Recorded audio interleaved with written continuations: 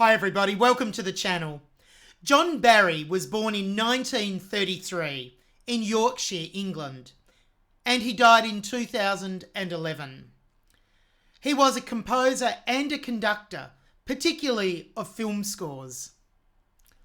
He had many famous films to his name that he'd done the scores for, including many James Bond films, Dances with Wolves, Born Free, Out of Africa, Walkabout, and Somewhere in Time.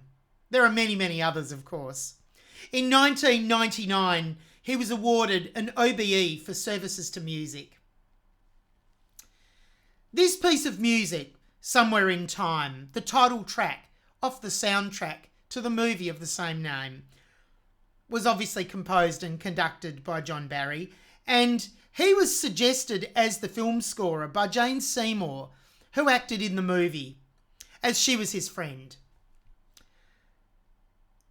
The film score for this actually includes another famous piece of music, which is Rhapsody on a Theme of Paganini by Rachmaninoff. A little bit about the movie. It was released in 1980 and is described as an American fantasy drama film, directed by Gino Schwartz. It's actually an adaptation of the 1975 novel Big Time Return, which was written by Richard Matheson. The movie starred Christopher Reeve, Christopher Plummer, and Jane Seymour in the lead roles. A little bit about the movie. Richard Collier, who was the character played by Christopher Reeve, was a playwright and becomes obsessed with a photo of a young woman at the Grand Hotel. This woman is Elise McKenna, played by Jane Seymour. And through self-hypnosis, he wishes himself back in time to the year 1912 to find love with Elise McKenna. And during that time, there's some conflict with Elise's manager, Will Robinson.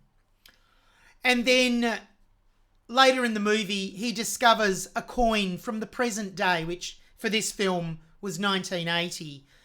And because he was told before that if he ever attempted time travel, he should rid himself of absolutely everything from the present day. And because he didn't realise there was a coin in his suit pocket, as soon as he pulls that out, he's flung right back into the present day, 1980. And this is after falling in love with Elise McKenna, and they'd made many plans for their life together, and unfortunately, he was back in the present day without her. It's one of my favourite films. I believe I would have seen it probably 60 or 70 times, and I'm sure I'll see it many more times still. It's got a beautiful, beautiful soundtrack, and, as I said, is a classic movie. So anyway, let's hear Somewhere in Time.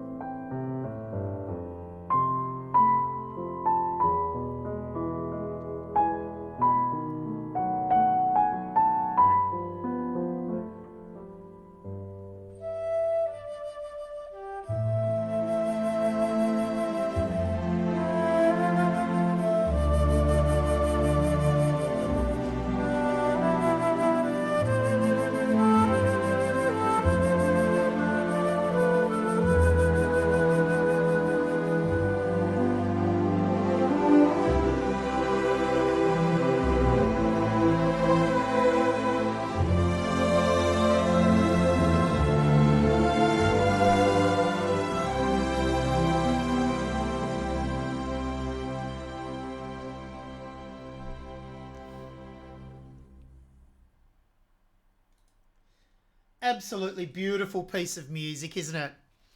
Oh, that is so gorgeous and so well orchestrated, and there's so much to love in that. There's so much beauty in that composition that I'd like to go back and highlight now.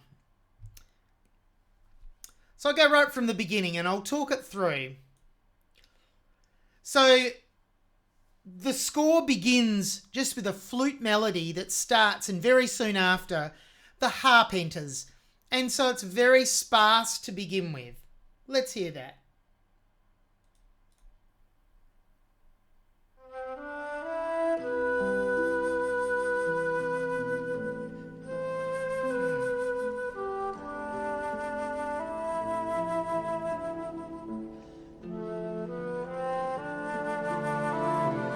Now at this point, you can hear the strings entering to add a bit of colour and a bit of accompaniment. So it's building up texturally and timbrally. So the timbre is the sound of each individual instrument, and the texture is the thickness. So it's building up. I'll just go back a tiny bit.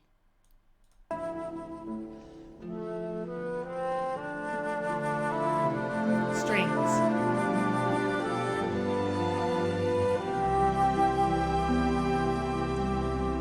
Beautiful. There's a major 7 chord in there that really adds additional colour and makes that so beautiful harmonically as well. I call that the A section, the first section. So next, the strings will take over the melody. Here. I call this the B section.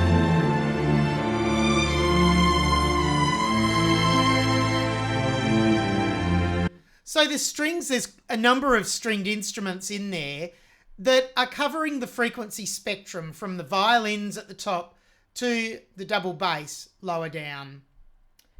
So this really thickens it up. I'll play it from here. And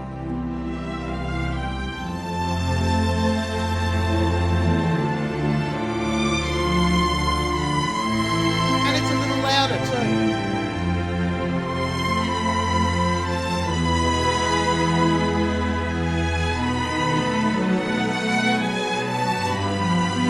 Dominant 7 chord there, beautiful.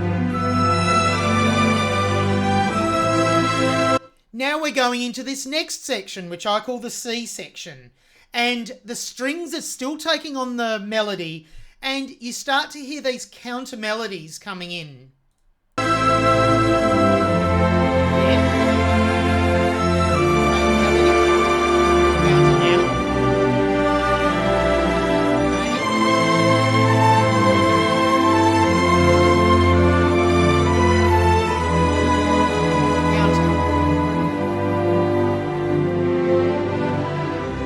Now we're going into another section. It starts very much the same as the A section, but it changes. So I call this the D section, the fourth different part. And here there's less strings, so it's pared back a bit, texturally.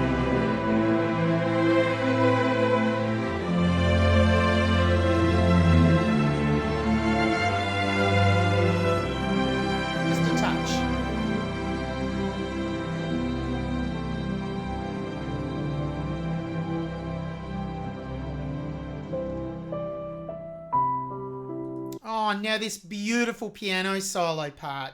This is the A section again. So it's all going again. So we've just heard the A, the B, the C, the D, and now we hear all 4 again. So because it's the same, if you clump that together, A, B, C, D, call that section 1, which has the 4 parts, and section 2 with 4 parts, A, B, C, and D. We would call this piece of music in binary form. Oh, no, we wouldn't. It's a form with a repeat. Sorry, not binary form. Of course not. It's 2 sections. It's 4 parts, just repeated, I mean. That's what I mean. Knew I'd get to it eventually.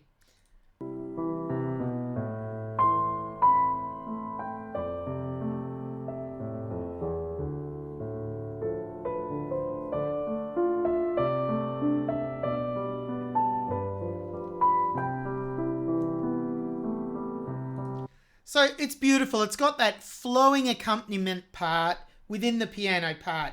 And I would describe this section and the next part that's coming up, the B section, as very reflective and a cantabile section. So it's in a singing style. Beautiful.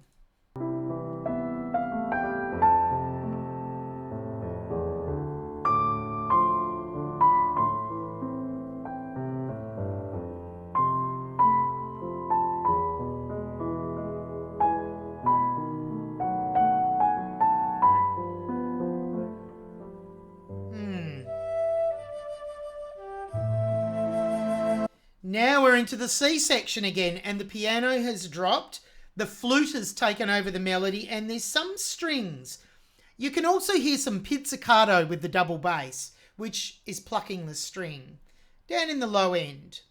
I'll just lead into that again a little bit.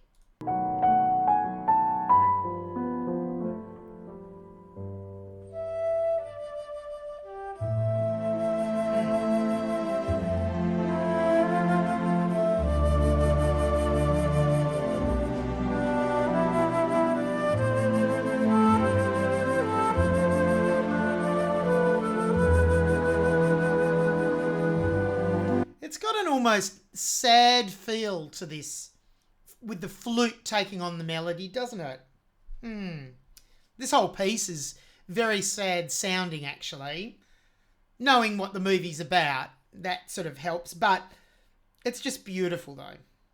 Now we're coming back in to the D section again, and this is where the strings take over the melody, and coming up is another set of is another part with counter melodies, and it's a little bit harmonically richer than before, but not quite as much as earlier on it was. So it's a bit richer, but not as rich as previously.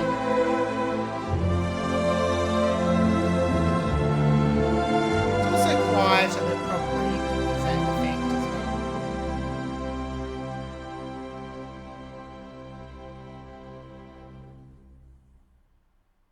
And it finishes there so beautifully. What a masterpiece. A fabulous piece of music to this fabulous movie by John Barry, the film score by John Barry. I hope you go out and decide to watch this movie, because I think you will not be disappointed. I hope you enjoyed my reaction to the instrumental Somewhere in Time by John Barry. See you next time.